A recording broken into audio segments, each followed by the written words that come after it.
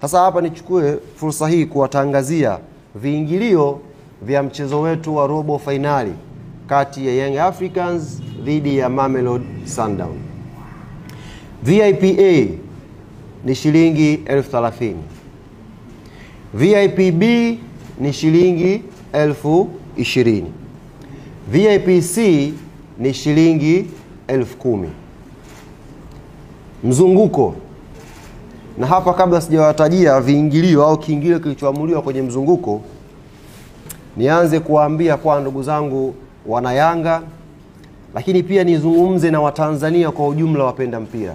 Wote tunakubaliana kwamba hii ni mechi kubwa.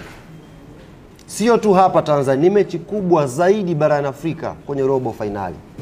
Jumamosi ambayo mechi hii itapigwa, kesho yake itakuwa sikukuu ya Pasaka, kama sijakosea vizuri. Itakuwa ni mkesha wa kuamkia sikukuu ya Pasaka.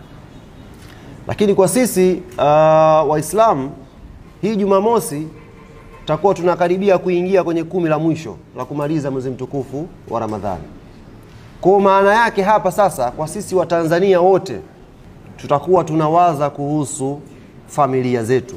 Sikukuu, tunajiandaa na sikukuu. Tunajiandaa na sikukuu ya Eid au anajiandaa na sikukuu ya Pasaka.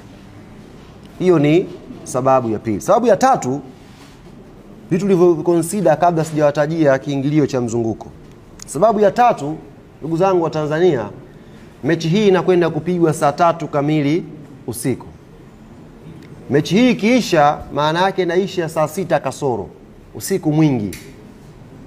Sisi wote tunajua saa 6 usiku ikishafika, usafiri pia wa umma unakuwa umeshapungua kwa kiasi kikubwa.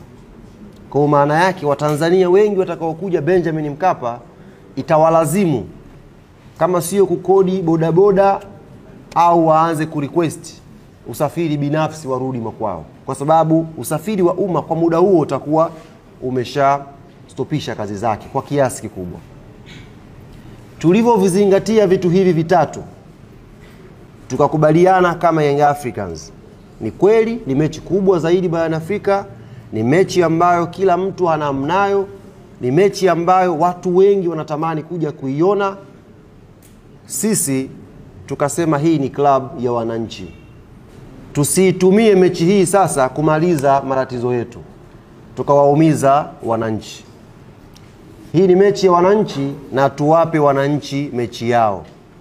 Rais wa klabu ya Young Africans, kamati yake ya utendaji wakakubaliana VIP A iwe 30, B iwe 20, C iwe 10 na mzunguko iwe bure. Kwa hiyo nichukue fursa hii kuwakaribisha Watanzania wote Benjamin Mkapa siku ya Jumamosi.